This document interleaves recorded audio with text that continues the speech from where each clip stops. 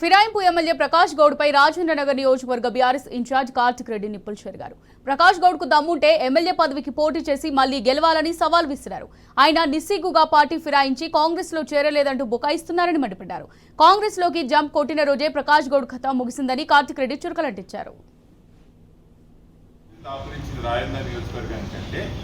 4 సార్లు ఎమ్మెల్యేగా గెలిచిన ప్రకాష్ గౌడ్ గారు మన నియోజకవర్గం ప్రజలకు ఇచ్చిన గౌరవం ఏంటంటే కనీసం మా ఎమ్మెల్యే గారు ఏ పార్టీలో ఉన్నారు అని చెప్పుకునే ధైర్యం కూడా ఎమ్మెల్యేకి లేకుండా పోయింది. చూడండి, అది రాజేంద్ర నియోజకవర్గానికి సంబంధించిన ప్రజలకి, మన ప్రాంతానికి సంబంధించిన మనందరికీ కూడా చాలా దౌర్భాగ్యమైన పరిస్థితి. సిగ్గుచేటు. పార్టీ మారినప్పుడు ధైర్యంగా చెప్పేటట్టు ఉండాలి. పార్టీ మారినప్పుడు ఎందుకు మారినామని చెప్పేటట్టు ఉండాలి.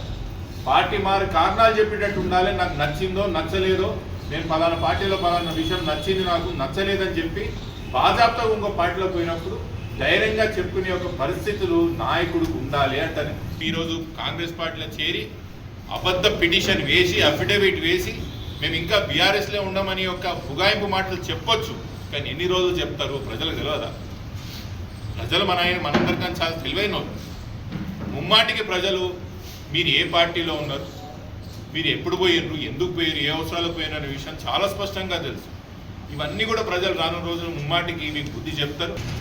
మీరు ఎవరి ప్రయోజనాల కోసం పోయారు ఎమ్మెల్యే గారు ఇప్పుడన్నా చెప్పండి. పార్టీ మారిన తర్వాత మీరు మన ప్రాంతానికి లాభం చేసిర్రా, నష్టం చేసిర్రా అంటున్నారు. అటు మా గౌరవానికి దెబ్బతీసిర్రు. మా ప్రాంతం ఎమ్మెల్యే ఏ పార్టీకి సంబంధించిన వాడో తెలియని ఒక కన్ఫ్యూజన్లో, అవమాన పరిస్థితిలో ఈరోజు రాజేంద్ర నియోజకవర్గంలో ఉన్న ప్రజలు ఉన్నారు. ఏమైనా అభివృద్ధి జరిగిందా గొప్పగా అంటే ఈరోజు ఎటువంటి అభివృద్ధి లేదు. మనకు నష్టం జరిగింది. మెట్రో క్యాన్సిల్ చేయడం, మన మున్సిపాలిటీలో డబ్బులు తీసుకుపోవడం, మన దగ్గర ఉన్న 111 జియో విషయం మాట్లాడకపోవడం. మళ్ళీ మీరు ఎందుకున్నారు, ఎందుకు పోయినరు అంటున్నారు. ఎవరి కోసం పోయింది?